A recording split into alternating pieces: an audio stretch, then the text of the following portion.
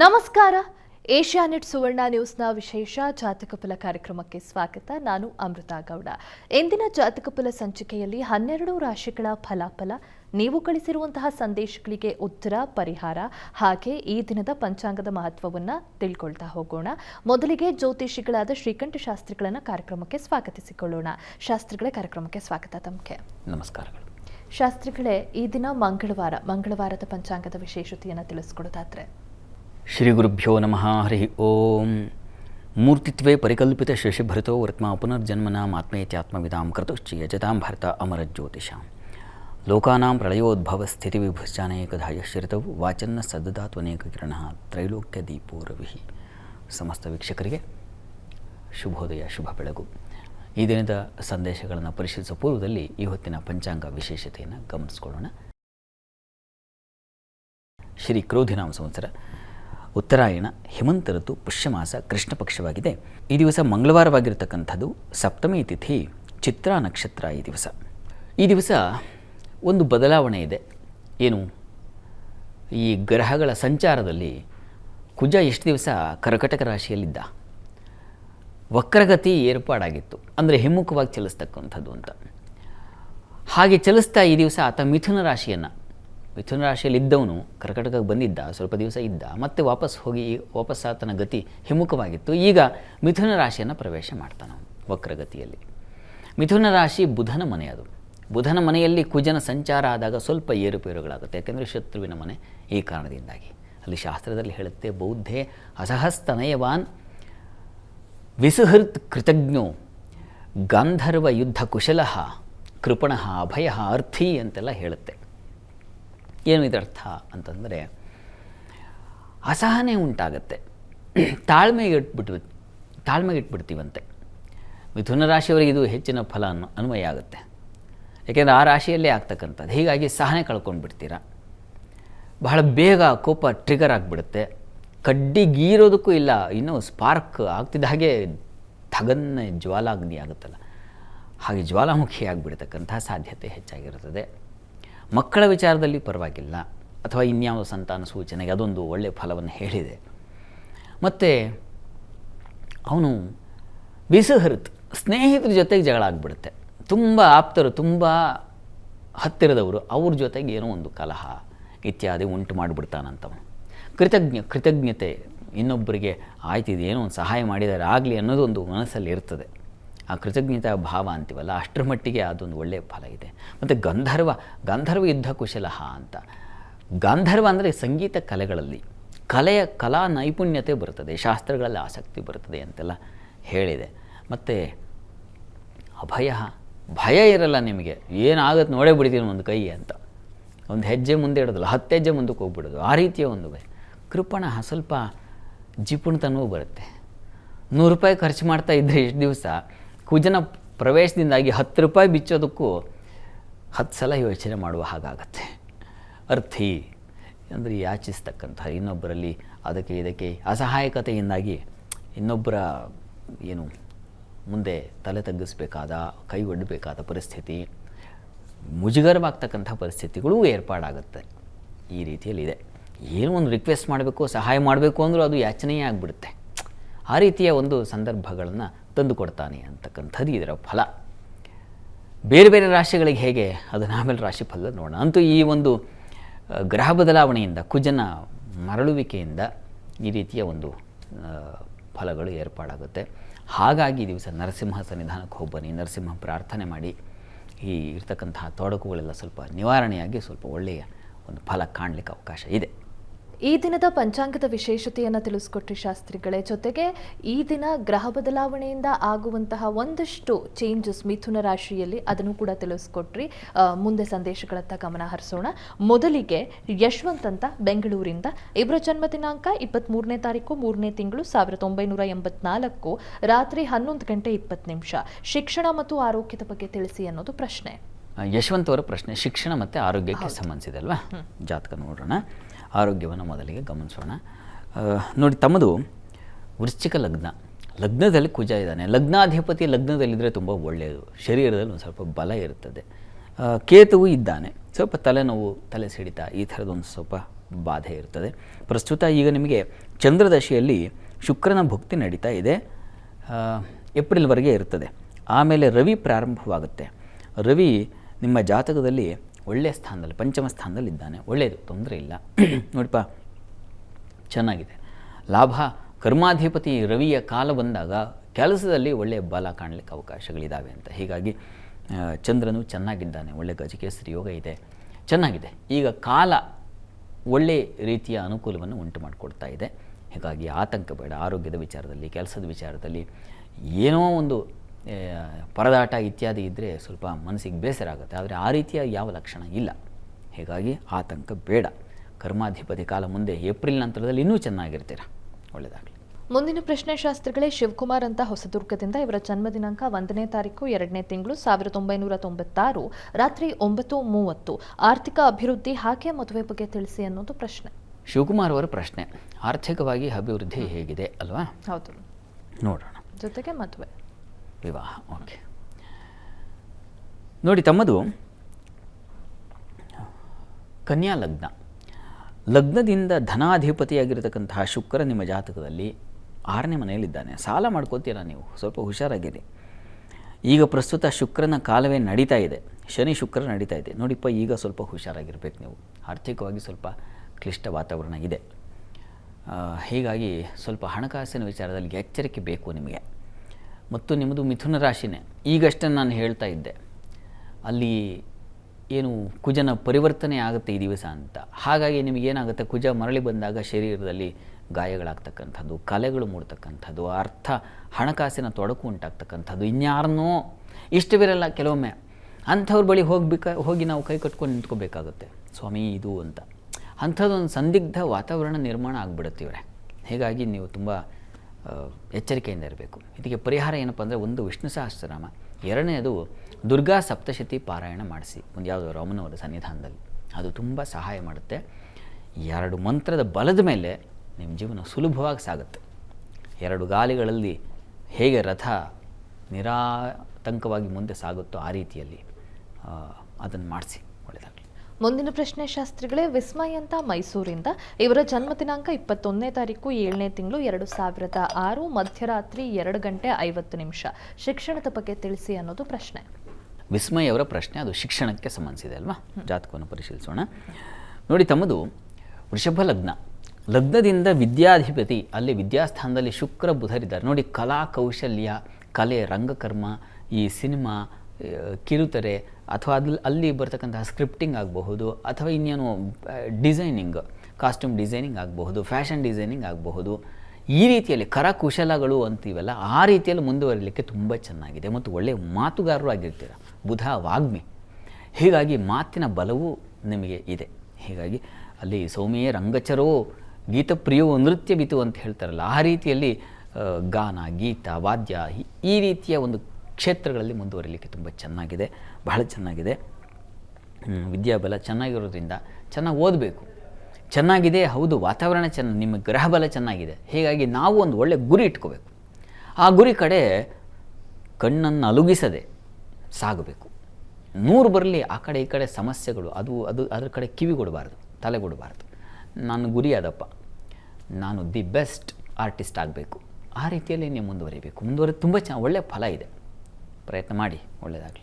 ಮುಂದಿನ ಪ್ರಶ್ನೆ ಶಾಸ್ತ್ರಿಗಳೇ, ಸುರೇಶ್ ಅಂತ ತುರುವೇಕೆರೆಯಿಂದ. ಇವರ ಜನ್ಮ ದಿನಾಂಕ 29ನೇ ತಾರೀಕು 2ನೇ ತಿಂಗಳು 1976 ರಾತ್ರಿ 10:30. ಆರೋಗ್ಯ ಹೇಗಿದೆ ತಿಳಿಸಿ ಅನ್ನೋದು ಪ್ರಶ್ನೆ. ಸುರೇಶ್ ಅವರ ಪ್ರಶ್ನೆ ಆರೋಗ್ಯದ ಬಗ್ಗೆ ಕೇಳಿದಾರಲ್ವ? ನೋಡಿ, ತಮ್ಮ ಜಾತಕವನ್ನು ಪರಿಶೀಲಿಸಿದರೆ ಇದು ತುಲಾ ಲಗ್ನವಾಗಿದೆ. ಲಗ್ನದ ಅಧಿಪತಿ ಶುಕ್ರ, ಆತ ಮಿತ್ರನ ಮನೆಯಲ್ಲಿ ಬುಧನ ಜೊತೆಗಿದ್ದಾನೆ, ವ್ಯಯಾಧಿಪತಿ ಜೊತೆಗೆ. ಇರಲಿ, ಪ್ರಸ್ತುತ ಕಾಲವನ್ನು ನೋಡಿದ್ರೆ ಬುಧ ದಶೆಯಲ್ಲಿ ಈಗ ತಮಗೆ ಶುಕ್ರನ ಕಾಲ ನಡೀತಾ ಇದೆ. ನೋಡಿ, ಒಂದು ಬುಧ ಗ್ರಹ ಶಾಂತಿ ಮಾಡಿಸೋದು ತುಂಬ ಒಳ್ಳೆಯದು. ವ್ಯಯಾಧಿಪತಿ ಅವನು, ಹೀಗಾಗಿ ಸ್ವಲ್ಪ ಆರೋಗ್ಯದಲ್ಲಿ ವ್ಯತ್ಯಾಸ ಉಂಟು ಮಾಡ್ತಾನೆ ಅವನದೇ ಕಾಲದಲ್ಲಿ. ಹೀಗಾಗಿ ಒಂದು ಶಾಂತಿ ಮಾಡಿಸೋದು ತುಂಬ ಒಳ್ಳೆಯದು. ಅದನ್ನು ಮಾಡಿಸಿ, ಅದರಿಂದ ಆರೋಗ್ಯ ಬಲ ಚೆನ್ನಾಗಿ ಕುದುರುತ್ತೆ. ಇದರ ಜೊತೆಗೆ ಪ್ರತಿ ದಿವಸ ನೀವು ಬುಧ ಕವಚವನ್ನು ಕೇಳಿಸ್ಕೊಳ್ಳಿ, ಅಥವಾ ನರಸಿಂಹ ಕವಚವನ್ನು ಕೇಳಿಸ್ಕೊಳ್ಬಹುದು. ಅದು ಅಗತ್ಯ ಇದೆ. 2ರಲ್ಲಿ ಯಾವುದಾಗುತ್ತೆ ಅದನ್ನು ಮಾಡಿ. ಅದರಿಂದ ನಿಮ್ಮ ಆರೋಗ್ಯ ಬಲ ಸರಿ ಹೋಗುತ್ತೆ. ಮುಂದಿನ ಪ್ರಶ್ನೆ ಶಾಸ್ತ್ರಿಗಳೇ, ಪ್ರಶಾಂತ್ ಅಂತ ಬೆಂಗಳೂರಿಂದ. ಇವರು ಜನ್ಮ ದಿನಾಂಕ 5ನೇ ತಾರೀಕು 8ನೇ ತಿಂಗಳು 2000, ಬೆಳಗ್ಗೆ 11:40. ತಂದೆ ಜೊತೆ ಜಗಳ ಇದೆ, ಸ್ವಂತ ಮನೆ ಅರ್ಧಕ್ಕೆ ನಿಂತಿದೆ, ಇದಕ್ಕೆ ಪರಿಹಾರ ತಿಳಿಸಿ, ಮುಂದೆ ಕೆಲಸ ಹೇಗಿರುತ್ತೆ ತಿಳಿಸಿ ಅನ್ನೋದು ಪ್ರಶ್ನೆ. ಪ್ರಶಾಂತ್ ಅವರ ಪ್ರಶ್ನೆ, ಅವರು ಪಾಪ 2-3 ಪ್ರಶ್ನೆ ಕಳಿಸಿದ್ದಾರೆ. ನೋಡೋಣ, ಜಾತಕವನ್ನು ಪರಿಶೀಲಿಸೋಣ. ನೋಡಿ, ತಮ್ಮ ಜಾತಕ ನೋಡಿದ್ರೆ ಇದು ತುಲಾ ಲಗ್ನವಾಗಿದೆ. ಲಗ್ನದಿಂದ ಈ ಭಾಗ್ಯಸ್ಥಾನ, ಅದು ಪಿತೃಸ್ಥಾನವೂ ಹೌದು. ಆ ಅಧಿಪತಿ ನಿಮಗೆ ರವಿ ಜೊತೆಗೆ ಕರ್ಮಸ್ಥಾನದಲ್ಲಿ ಇದ್ದಾನೆ. ಆದರೆ ಮೌಢ್ಯತೆಯಾಗಲಿ ಮತ್ತೊಂದಾಗಲಿ ಇಲ್ಲ. ಅಲ್ಲಿ ರಾಹು ಇರತಕ್ಕಂಥದ್ದು ಒಂದು ಲಕ್ಷಣ ಇದೆ. ಭಾಗ್ಯಸ್ಥಾನದಲ್ಲಿ ಸ್ವಲ್ಪ ರಾಹು ಇದ್ದರೆ ಅದು ಕೂಡ ಸ್ವಲ್ಪ ಈ ರೀತಿಯ ಜಗಳ ಕಲಹ ಇವುಗಳನ್ನು ತಂದು ಕೊಡುತ್ತೆ. ಆದರೆ ಇದೇನು ಪ್ರಮಾದ ಅಲ್ಲ. ಇದನ್ನು ಸರಿಪಡಿಸ್ಕೊಳ್ಳಿಕ್ಕೆ ವಿವೇಕ ಬಳಸಬೇಕು. ಯಾಕೆ ಈ ರೀತಿ ಜಗಳ ಆಗುತ್ತೆ ಅಂತಂದರೆ ಅದಕ್ಕೆ ಏನು ಪರಿಹಾರ ಅಂದರೆ, ಪರಿಹಾರ ಮೊದಲನೇದಾಗಿ ನಾವೇ ನಮ್ಮ ಬುದ್ಧಿಯನ್ನು ಸರಿಪಡಿಸ್ಕೊಳ್ಬೇಕು. ಯಾಕೆ ಜಗಳ ಆಗ್ತಾಯಿದೆ ಅದರ ಮೂಲ ಹುಡುಕಬೇಕು. ಅವರ ಕೆಲವು ಸಾಮಾನ್ಯವಾಗಿ ಇದು ಮನೆಯಲ್ಲಿರ್ತದೆ. ಅವರ ಆಲೋಚನೆ ಒಂದಿರ್ತದೆ, ನಮ್ಮ ಆಲೋಚನೆ ಒಂದು ರೀತಿಯಲ್ಲಿ ಇರ್ತದೆ. ಹೀಗಾಗಿ ಅದನ್ನು ಮ್ಯಾಚ್ ಮಾಡ್ಕೊಳ್ಳೋಕ್ಕೆ ಏನು ಬೇಕು ಆ ರೀತಿಯ ಒಂದು ಸಾಮರಸ್ಯವನ್ನು ನೀವೇ ಮಾಡೋದು. ಇದಕ್ಕೆ ಪೂರಕವಾಗಿ ಈಶ್ವರನ ಆರಾಧನೆ, ಈಶ್ವರ ಸನ್ನಿಧಾನದಲ್ಲಿ ಇಬ್ಬರು ತಂದೆ ಮಕ್ಕಳು ಅರ್ಚನೆ ಮಾಡಿಸಿ, ಅಭಿಷೇಕ ರುದ್ರಾಭಿಷೇಕ ಮಾಡಿಸಿ ಇಬ್ಬರು ತೀರ್ಥ ತಗೊಳ್ಳಿ. ಇಬ್ಬರ ಮನಸ್ಸು ಕೂಡ ಒಂದು ಸಮವಾಗುತ್ತೆ. ಈಶ್ವರನ ಆರಾಧನೆಯಿಂದ ತುಂಬ ಸಹಕಾರಿಯಾಗುತ್ತೆ. ಆತಂಕ ಬೇಡ ಅದರ ವಿಚಾರದಲ್ಲಿ. ಇನ್ನು ಮನೆ ವಿಚಾರದಲ್ಲಿ ಕೇಳಿದರೆ, ಮನೆ ವಿಚಾರಕ್ಕೆ ನಿಮಗೆ ಈಗ ಕಾಲ ಯಾವುದು ನಡೀತಾ ಇದೆ ಅಂದರೆ, ಈಗ ಏಪ್ರಿಲ್ ನಂತರದಲ್ಲಿ ಈ ನಿಮಗೆ ಮನೆ ವಿಚಾರದಲ್ಲಿ ಸ್ವಲ್ಪ ಅನುಕೂಲ ಆಗಲಿಕ್ಕೆ ಅವಕಾಶ ಇದೆ. ಹೀಗಾಗಿ ಆತಂಕ ಬೇಡ, ಆಗ ಅನುಕೂಲ ಆಗುತ್ತೆ. ಇನ್ನು ಉಳಿದ ಹಾಗೆ ವೃತ್ತಿಯಲ್ಲೆಲ್ಲ ನಿಮಗೆ ಹೇಗಿರ್ತದೆ ಅಂದರೆ, ಕರ್ಮಾಧಿಪತಿ ವ್ಯಯದಲ್ಲಿದ್ದಾನೆ. ಹೀಗಾಗಿ ನಿಮಗೆ ಪರಿಶ್ರಮ ಇರ್ತದೆ, ಕೆಲಸ ಸುಲಭವಾಗಿರಲ್ಲ. ಯಾವುದೂ ಅಷ್ಟೇ ನಿಮಗೆ ಕಷ್ಟ ಈ ರೀತಿಯಲ್ಲಿ ಇರ್ತದೆ. ಹೀಗಾಗಿ ಇದರ ನಿವಾರಣೆಗೆ ಪ್ರತಿ ಸೋಮವಾರ ಕೆಲಸದ ಕಷ್ಟ ನಿವಾರಣೆಗೆ ಪ್ರತಿ ಸೋಮವಾರ ದುರ್ಗಾ ಸನ್ನಿಧಾನದಲ್ಲಿ ಕ್ಷೀರಾಭಿಷೇಕ ಮಾಡಿಸಿ. ಇಷ್ಟು ಮಾಡಿಸಿ ಅನುಕೂಲ ಆಗುತ್ತೆ. ಒಳ್ಳೆಯದಾಗಲಿ. ಶಾಸ್ತ್ರಿಗಳೇ, ಮೊದಲ 6 ರಾಶಿಗಳ ಫಲಾಫಲ ಹೇಗಿದೆ? ಕುಜನ ಬದಲಾವಣೆ ಇದೆ ಅಂತ ತಿಳಿಸಿದ್ರಿ. ಹಾಗಾಗಿ ಯಾವ ರಾಶಿಗಳಿಗೆ ಯಾವ ರೀತಿಯ ಒಂದು ಫಲಗಳಿದೆ? ಮಿಥುನ ರಾಶಿಗೆ ಜಾಸ್ತಿ ಎಫೆಕ್ಟ್ ಆಗುತ್ತೆ ಅನ್ನೋದನ್ನು ಕೂಡ ಹೇಳಿದ್ರಿ. ಇನ್ನುಳಿದ ರಾಶಿಗಳ ಬಗ್ಗೆ ಎಲ್ಲ ತಿಳಿಸ್ಕೊಳ್ಳೋದಾದ್ರೆ 12 ರಾಶಿಗಳ ಫಲಾಫಲ ತಿಳಿಯುವ ಮುನ್ನ ಇವತ್ತಿನ ಗ್ರಹಸ್ಥಿತಿಯನ್ನು ಗಮನಿಸ್ಕೊಳ್ಳೋದಾದರೆ, ವೃಷಭ ರಾಶಿಯಲ್ಲಿ ಗುರುವಿನ ಜೊತೆ ಈ ದಿವಸ ಮಾಂದಿ ಉದಯಾಗಿದೆ. ಕರ್ಕಟಕ ರಾಶಿಯಲ್ಲಿ ಕುಜ ಇರತಕ್ಕಂಥದ್ದು, ಚಂದ್ರಕೇತು ಒಟ್ಟಾಗಿದ್ದಾರೆ, ಅದು ಕನ್ಯಾ ರಾಶಿಯಲ್ಲಿ. ಇನ್ನು ಧನು ರಾಶಿಯಲ್ಲಿ ಬುಧ, ಮಕರ ರಾಶಿಯಲ್ಲಿ ರವಿ, ಕುಂಭರಾಶಿಯಲ್ಲಿ ಶನಿ ಶುಕ್ರರ ಯುತಿ, ಮೀನರಾಶಿಯಲ್ಲಿ ರಾಹು. ಹೀಗಿರುವಾಗ 12 ರಾಶಿಗಳ ಫಲಾಫಲ ತಿಳಿತಾ ಹೋಗೋಣ. ಮೊದಲಿಗೆ ಮೇಷರಾಶಿಯವರಿಗೆ ಈ ದಿವಸ ನೋಡಿ, ಸಿಹಿ ಪದಾರ್ಥಗಳಿಂದ ತೊಂದರೆ ಆಗುತ್ತೆ. ಅತಿಯಾದ ಸಿಹಿ ಆ ರೀತಿಯ ಒಂದು ಅಪೇಕ್ಷೆ ಆಗುತ್ತೆ, ತಿನ್ನೋಣ ಅಂತ. ಕೊನೆಗೇನಾಗುತ್ತೆ, ಅದು ಪ್ರಮಾದಕ್ಕೆ ಒಳಪಡುತ್ತೆ. ಹೀಗಾಗಿ ಶುಗರ್ ಪೇಷಂಟ್ಸು ಅಥವಾ ಆ ರೀತಿಯ ಒಂದು ಯಾವುದೋ ತೊಂದರೆಗಳಲ್ಲಿರ್ತಕ್ಕಂಥ ಸ್ವಲ್ಪ ಹುಷಾರಾಗಿರ್ರಿ. ಈ ದಿವಸ ಚೆನ್ನಾಗಿದೆ, ಊಟ ಚೆನ್ನಾಗಿದೆ. ಅತಿಯಾದ ಊಟದಿಂದಲೂ ತೊಂದರೆ ಆಗುವ ಅತಿ ಸರ್ವತ್ರ ವರ್ಜಯೇತ್ ಅಂತ ಹೇಳಿದೆಯಲ್ಲ, ಅತಿ ಎಲ್ಲವನ್ನು ಎಲ್ಲ ಕಡೆ ಬಿಡಬೇಕಂತೆ. ಹುಷಾರಾಗಿದೆ. ವಿದ್ಯಾರ್ಥಿಗಳಿಗೆ ದಿವಸ ತೊಂದರೆ, ತಕರಾರು, ಜಗಳ. ಚೆನ್ನಾಗಿ ಓದ್ತಾ ಇರೋ ಸ್ಟೂಡೆಂಟ್ಸ್, ಗುಡ್ ಸ್ಟೂಡೆಂಟ್ಸ್ ಅಂತ ಅಂದ್ಕೊಂಡಿರ್ತಾರಲ್ಲ, ಅವರೇ ಈ ದಿವಸ ಜಗಳಕ್ಕೆ ಇಳಿದ್ಬಿಡ್ತು. ಆ ರೀತಿಯ ಒಂದು ಲಕ್ಷಣ ಇದೆ. ಹಣಕಾಸಿನ ವಿಚಾರದಲ್ಲಿ ಬ್ಯಾಂಕುಗಳಲ್ಲಿ ಕೆಲಸ ಮಾಡೋದು ತುಂಬ ಹುಷಾರಾಗಿರಬೇಕು. ನಿಮ್ಮ ನಾಜೂಕತನ ಈ ದಿವಸ ಕೆಲಸ ಮಾಡಲ್ಲ, ಬುದ್ಧಿ ಮಂಕಾಗುವ ಸಾಧ್ಯತೆ ಹೆಚ್ಚಾಗಿದೆ. ಇನ್ನು ಉಳಿದ ಹಾಗೆ ದಿವಸ ಸ್ತ್ರೀಯರಿಗೆ ಸ್ವಲ್ಪ ಸಾಲಬಾಧೆ ಸೂಚಿಸ್ತಾ ಇದೆ. ಕಲಹಗಳು ಏರ್ಪಾಡಾಗಿಬಿಡಬಹುದು, ಸ್ವಲ್ಪ ಗಮನ ಇರಲಿ. ಉಳಿದ ಹಾಗೆ ವೃತ್ತಿಯಲ್ಲಿ ತುಂಬ ಚೆನ್ನಾಗಿದೆ. ಕೆಲಸ ಕಾರ್ಯಗಳಲ್ಲಿ ಏನೂ ತೊಂದರೆ ಇಲ್ಲ. ಆದರೆ ವ್ಯವಹಾರ, ಹಣಕಾಸು ವ್ಯವಹಾರ, ಇಂಥ ವಿಚಾರಗಳು ಸ್ವಲ್ಪ ಹುಷಾರಾಗಿರಬೇಕು. ಪ್ರಾರ್ಥನೆಗೆ ಈ ದಿವಸ ಅನ್ನಪೂರ್ಣೇಶ್ವರಿ ಪ್ರಾರ್ಥನೆ, ಮಹಾಲಕ್ಷ್ಮಿ ಪ್ರಾರ್ಥನೆ ಎರಡೂ ಮಾಡಿ. ಇನ್ನು ವೃಷಭ ರಾಶಿಯವರಿಗೆ ಈ ದಿವಸ ಆರೋಗ್ಯ ವ್ಯತ್ಯಾಸ ಇದೆ. ತಲೆ ಸಿಡಿತ, ತಲೆಭಾರ, ಸ್ವಲ್ಪ ತಲೆಭಾರ ಅನಿಸೋದು, ಈ ರೀತಿಯ ಅನಾನುಕೂಲ ಇದೆ. ಆರೋಗ್ಯದ ಕಡೆ ಸ್ವಲ್ಪ ಗಮನ ತೆಗೆದುಕೊಳ್ಳಿ. ಅದರ ಹೊರತಾಗಿ ಸ್ತ್ರೀಯರಿಗೆ ಉದರ ಸಂಬಂಧಿ ತೊಂದರೆಗಳಾಗುತ್ತೆ. ಬುದ್ಧಿ ಚಂಚಲವಾಗುತ್ತೆ. ಮನಸ್ಸು ಒಂದು ಸ್ಥಿರತೆ ಇಲ್ಲ. ಗೊಂದಲ, ಡಿಸಿಷನ್ಸ್ ತೊಗೊಳಕ್ಕಾಗಲ್ಲ. ಆ ರೀತಿಯ ಒಂದು ಏರುಪೇರು ಇದೆ ಈ ದಿವಸ. ಕೆಲಸದಲ್ಲಿ ಹಾಗಿಲ್ಲ. ಕೆಲಸ ಕಾರ್ಯಗಳಲ್ಲಿ ಚೆನ್ನಾಗಿದೆ, ಅನುಕೂಲದ ವಾತಾವರಣ ಇದೆ. ಸಹೋದರಿಗಳ ಸಹಕಾರ ಚೆನ್ನಾಗಿರ್ತದೆ. ಉಳಿದ ಹಾಗೆಲ್ಲ ಚೆನ್ನಾಗಿದೆ. ಈ ಒಂದು ತೊಡಕಿನ ನಿವಾರಣೆಗೆ ನೋಡಿ, ಕುಜನ ಪರಿವರ್ತನೆ ಇದೆಯಲ್ಲ, ದ್ವಿತೀಯಕ್ಕೆ ಬರ್ತಾ ಇದೆ ನೋಡಿ, ಒರಟು ಮಾತು ಬಂದುಬಿಡುತ್ತೆ. ಹೀಗಾಗಿ ಕುಟುಂಬ ವಿಚಾರದಲ್ಲಿ, ಬಂಧುಗಳ ವಿಚಾರದಲ್ಲಿ ಒರಟು ಮಾತಿನಿಂದ ನಿಮ್ಮ ವ್ಯಕ್ತಿತ್ವ, ನಿಮ್ಮ ಹೆಸರು ಹಾಳಾಗುತ್ತೆ. ಮಾತಿನ ಬಗ್ಗೆ ಹಿಡಿತಾ ಇರಲಿ. ನರಸಿಂಹ ಪ್ರಾರ್ಥನೆ ಮಾಡ್ಕೊಳ್ಳಿ. ಇನ್ನು ಮಿಥುನ ರಾಶಿಯವರಿಗೆ ಆಗಲೇ ಹೇಳಿದೆ ನಾನು ಮಿಥುನ ರಾಶಿಯ ಫಲವನ್ನು. ಮತ್ತೊಮ್ಮೆ ನೆನಪಿಸ್ಕೊಳ್ಳೋಣ ಅಷ್ಟೇ. ಈ ದಿವಸ ನಿಮಗೆ ಕುಜನ ಪರಿವರ್ತನೆ ಅದು ಒಂದೇ ಅಲ್ವಲ್ಲ, ಎಲ್ಲ ಗ್ರಹದ್ದು ನೋಡಬೇಕಲ್ವ. ಹೀಗಾಗಿ ಕುಜನಿಂದಾಗಿ ಸ್ವಲ್ಪ ಕ್ಷತತನುವು ಅಂತ ಜನ್ಮಕ್ಕೆ ಬಂದಾಗ, ಹೀಗಾಗಿ ಶರೀರಕ್ಕೆ ತರಚೋದು, ಗಾಯ ಆಗೋದು, ಮುಖದಲ್ಲಿ ಕಲೆ ಆಗ್ತಕ್ಕಂಥದ್ದು, ಈ ಥರದ್ದೇನೋ ಒಂದು ರೀತಿಯ ಲಕ್ಷಣಗಳು. ಹೀಗಾಗಿ ಸ್ವಲ್ಪ ಹುಷಾರು, ದೇಹ ಶರೀರದ ಬಗ್ಗೆ ಸ್ವಲ್ಪ ಎಚ್ಚರವಾಗಿರಿ. ಉಳಿದ ಹಾಗೆ ನಿಮಗೆ ಕೌಶಲ್ಯ ಇರ್ತದೆ, ಒಂದು ನ್ಯಾಕ್ ಅಂತೀವಲ್ಲ ಆ ರೀತಿಯಲ್ಲಿ ಕೆಲಸಗಳಲ್ಲಿ ಇತ್ಯಾದಿಗಳಲ್ಲಿ ಒಂದು ಅಪೂರ್ಣತೆ ಚೆನ್ನಾಗಿದೆ. ಈ ದಿವಸ ಪ್ರಯಾಣದಲ್ಲಿ ಹೆಣ್ಣುಮಕ್ಕಳು ಸ್ವಲ್ಪ ಹುಷಾರಾಗಿರಬೇಕು. ಕೃಷಿಕರಿಗೆ ತುಂಬ ಚೆನ್ನಾಗಿದೆ. ಈ ಏನು ಧಾನ್ಯ ವ್ಯಾಪಾರ, ವಹಿವಾಟು ಅವರಿಗೆಲ್ಲ ತುಂಬ ಚೆನ್ನಾಗಿದೆ. ಮಾರುಕಟ್ಟೆಗಳಲ್ಲಿ ಅನುಕೂಲದ ವಾತಾವರಣ ಇದೆ. ವೃತ್ತಿಯಲ್ಲೂ ತುಂಬ ಚೆನ್ನಾಗಿದೆ, ಅನುಕೂಲದ ವಾತಾವರಣ ಇದೆ. ಪರಸ್ಪರ ಸಹಕಾರದಿಂದ ಕಾರ್ಯ ಸಾಧನೆ ಇತ್ಯಾದಿ ಎಲ್ಲ ಅನುಕೂಲ ಇದೆ. ಪ್ರಾರ್ಥನೆಗೆ ದಿವಸ ನರಸಿಂಹ ಕವಚ ಕೇಳಿಸ್ಕೊಳ್ಳಿ. ಇನ್ನು ಕರ್ಕಟಕ ರಾಶಿ, ಕರ್ಕಟಕ ರಾಶಿಯವರಿಗೆ ವ್ಯಯದ ಕುಜಿನಿಂದಾಗಿ ಅತಿ ವ್ಯಯ, ಅಪವ್ಯಯ ಉಂಟಾಗುತ್ತೆ. ಹೆಚ್ಚಿನ ಖರ್ಚಾಗಬಹುದು. ಕೆಲಸದ ವಿಚಾರದಲ್ಲಿ, ಕೆಲಸಕ್ಕಾಗಿ ಯಾವುದೋ ಒಂದು ಕೆಲಸ ಅಪ್ಲೈ ಮಾಡಿದ್ದೀನಿ, ಅದಕ್ಕೊಂದು ಇಷ್ಟು ದುಡ್ಡು ಕೊಡಬೇಕು, ಅಥವಾ ದುಡ್ಡು ಕೊಟ್ಟು ಕೆಲಸ ಪಡಿತಕ್ಕಂಥದ್ದು, ಅಥವಾ ಅಲೆದಾಟ ಆಗಬಹುದು. ಕೆಲಸ ಕಾರ್ಯಗಳಿಗೆ ಅಲೆದಾಡ್ತಾ ಇದ್ದೀನಿ, ಕೆಲಸ ಆಗ್ತಾಯಿಲ್ಲ, ಈ ರೀತಿಯ ತೊಡಕಾಗಬಹುದು. ಪರಿಶ್ರಮ ಜಾಸ್ತಿ ಆಗಬಹುದು. ಈ ರೀತಿಯಲ್ಲಿ ಸ್ವಲ್ಪ ತೊಡಕಿದೆ. ಈ ದಿವಸ ಸಹೋದರಲ್ಲೂ ಸ್ವಲ್ಪ ಮಟ್ಟಿಗೆ ಅಸಮಾಧಾನದ ಲಕ್ಷಣ ಇದೆ. ಸ್ವಲ್ಪ ಅವರ ವಿಚಾರದಲ್ಲಿ ಸೈಲೆಂಟಾಗಿ ಇದ್ದುಬಿಡಿ. ಕೆಲಸ ಕಾರ್ಯಗಳಲ್ಲಿ ಅದೇ ಅಲೆದಾಟ ಹೆಚ್ಚಾಗುತ್ತೆ, ಪರಿಶ್ರಮ ಜಾಸ್ತಿ ಅನ್ನೋದನ್ನು ಸೂಚಿಸ್ತಾ ಇದೆ. ಈ ದಿವಸ ಸ್ವಲ್ಪ ಮಂಕಾಗಿರುತ್ತೆ, ತುಂಬ ಲವಲವಿಕೆ ಆ ಥರದ್ದೆಲ್ಲ ಇಲ್ಲ ಈ ದಿವಸ. ಪ್ರಾರ್ಥನೆಗೆ ಈ ದಿವಸ ನೀವು ದುರ್ಗಾ ಪ್ರಾರ್ಥನೆ, ದುರ್ಗಾ ಸನ್ನಿಧಾನದಲ್ಲಿ ಒಂದು ಅಭಿಷೇಕ ಮಾಡಿಸಿ. ಇನ್ನು ಸಿಂಹರಾಶಿ, ಸಿಂಹರಾಶಿಯವರಿಗೆ ಲಾಭ ತುಂಬ ಚೆನ್ನಾಗಿದೆ. ಕುಜನಿಂದಾಗಿ ವಿಶೇಷ ಲಾಭ ಗಳಿಸ್ತೀರ. ಹಿರಿಯರಿಂದ ಹೆಚ್ಚಿನ ಲಾಭ ಗಳಿಕೆ ಆಗುತ್ತೆ. ಎಲೆಕ್ಟ್ರಾನಿಕ್ಸ್ ರಿಲೇಟೆಡ್ ಕೆಲಸ ಮಾಡ್ತಕ್ಕಂಥವ್ರಿಗೆ ತುಂಬ ಚೆನ್ನಾಗಿದೆ. ಈ ದಿವಸ ಕುಟುಂಬದಲ್ಲಿ ಒಳ್ಳೆಯ ಒಡನಾಟ, ಮಾತಿನ ಬಲ ಚೆನ್ನಾಗಿರುತ್ತೆ. ಮಾತಾಡಿ ಕೆಲಸ ಸಾಧನೆ ಮಾಡೋದು ಆ ಥರದ್ದಿದೆ. ಬರವಣಿಗೆಗಾರರಿಗೆ ಚೆನ್ನಾಗಿದೆ. ಸ್ತ್ರೀಯರಿಗೆ ಕುಟುಂಬದಲ್ಲಿ ಮಾನ್ಯತೆ ಇದೆ, ಚೆನ್ನಾಗಿದೆ. ಹೆಚ್ಚಿನ ಪಾಲು ಚೆನ್ನಾಗಿದೆ. ಹೀಗಾಗಿ ಆತಂಕ ಬೇಡ. ಪ್ರಾರ್ಥನೆಗೆ ದಿವಸ ಇಷ್ಟ ದೇವತಾ ಆರಾಧನೆ ಮಾಡಿ. ಇನ್ನು ಕನ್ಯಾ ರಾಶಿ, ಕನ್ಯಾ ರಾಶಿಯವರಿಗೆ ದಿವಸ ನೋಡಿ ಕರ್ಮಸ್ಥಾನಕ್ಕೆ ಹೋಗ್ತಾ ಇದ್ದಾನೆ ಕುಜ. ಹೀಗಾಗಿ ಇನ್ನೊಬ್ಬರ ಪರಕಾರ್ಯ ನಿರತ ಅಂತ ಇನ್ನೊಬ್ಬರ ಕೆಲಸ ಮಾಡೋದ್ರಲ್ಲೇ ಸಮಯ ಹೊರಟೋಗುತ್ತೆ. ನಿಮ್ಮ ಕೆಲಸ ಪಕ್ಕಕ್ಕಿರುತ್ತೆ. ಈ ರೀತಿಯಲ್ಲಿ ಪರಿಶ್ರಮ ಆಗುತ್ತೆ. ಆದರೆ ಅಲ್ಲಿ ದಿಗ್ಬಲ ಅದು 10ನೇ ಮನೆಯಲ್ಲಿ. ಹೀಗಾಗಿ ಈ ಪೊಲೀಸ್ ಡಿಪಾರ್ಟ್ಮೆಂಟಲ್ಲಿರೋರಿಗೆ, ಸೇನೆಯಲ್ಲಿರ್ತಕ್ಕಂಥವ್ರಿಗೆ, ಅಗ್ನಿಶಾಮಕ ಠಾಣೆ, ಇಂಥ ಸ್ವಲ್ಪ ಹೋರಾಟದ ಕ್ಷೇತ್ರಗಳು ಇದ್ದಾವಲ್ಲ, ಅಲ್ಲೆಲ್ಲ ತುಂಬ ಚೆನ್ನಾಗಿದೆ. ನಿಮ್ಮ ಕೆಲಸ ಸಾಧನೆಯಾಗುತ್ತೆ. ಈ ದಿವಸ ಚಂದ್ರನೂ ಇದ್ದಾನೆ, ಲಾಭ ಬರ್ತದೆ. ಹಾಲು ಹೈನು ವ್ಯಾಪಾರಿಗಳಿಗೆ ಲಾಭ, ಕೃಷಿಕರಿಗೆ ಲಾಭ, ನೀರಿನ ಕ್ಷೇತ್ರಗಳಲ್ಲಿರ್ತಕ್ಕಂಥವರಿಗೆ ಲಾಭದಾಯಕವಾಗಿದೆ. ಚೆನ್ನಾಗಿದೆ, ಹೆಚ್ಚಿನ ಪಾಲು ಚೆನ್ನಾಗಿದೆ.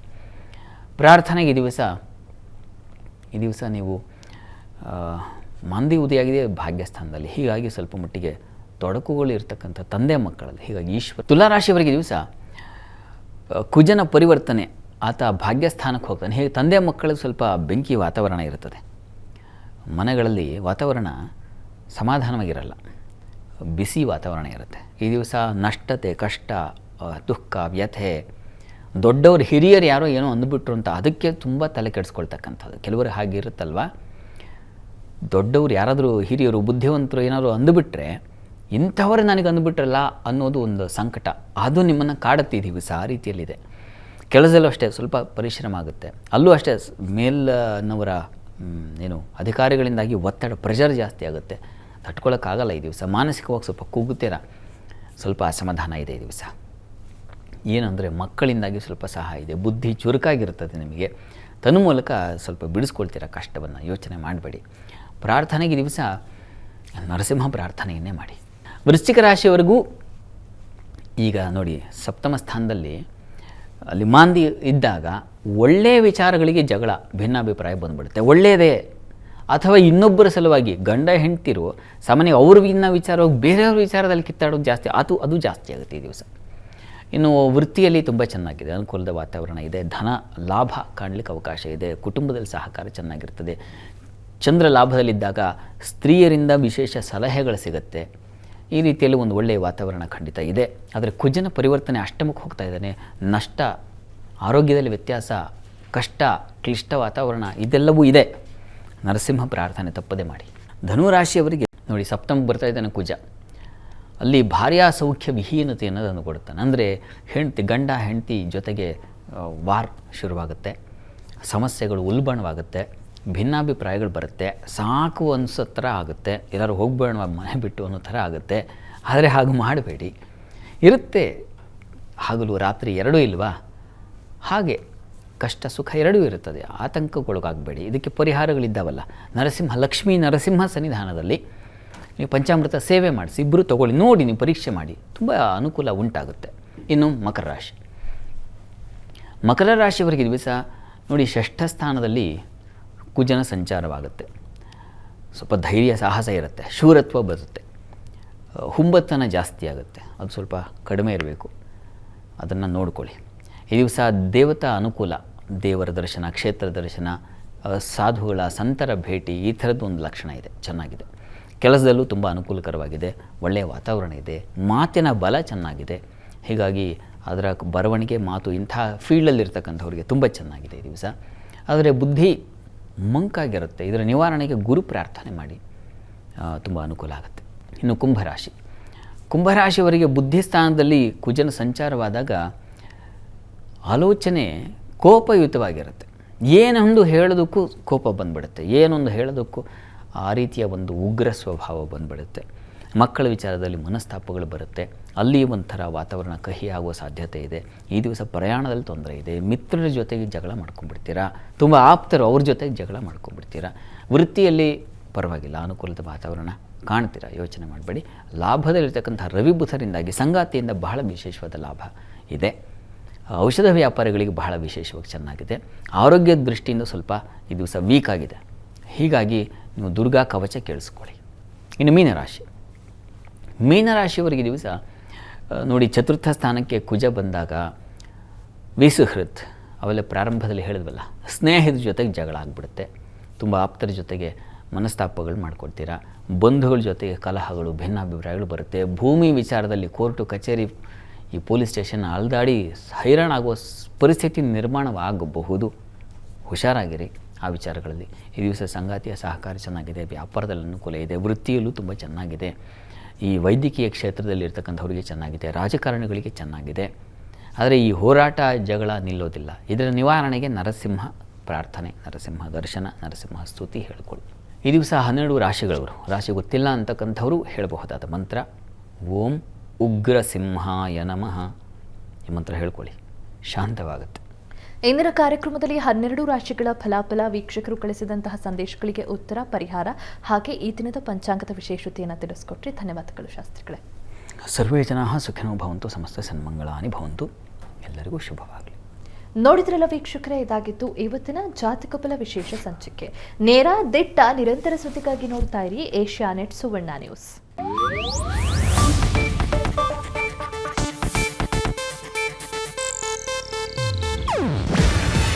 ಇದು ಏಷ್ಯಾನೆಟ್ ನ್ಯೂಸ್ ನೆಟ್ವರ್ಕ್ ಪ್ರಸ್ತುತಿ. ನೀವು ನೋಡ್ತಿದ್ದೀರಾ ಏಷ್ಯಾನೆಟ್ ಸುವರ್ಣ ನ್ಯೂಸ್.